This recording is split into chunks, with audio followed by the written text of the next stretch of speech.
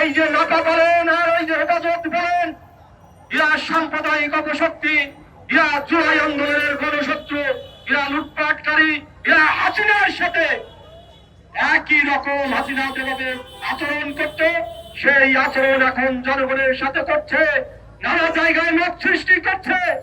আর সরকারকে আমরা বলতে চাই, সরকার আপনি ক্ষমতায় আছেন, এখন পর্যন্ত এই অপসংস্কৃতি, এই দুষ্কৃতিকারী, এই মত সৃষ্টিকারী, এই নারী নির্যাতনকারী, এই মানুষ নির্যাতনকারীকে অ্যারেস্ট করেন নাই, বিচারের আওতায় আনেন নাই।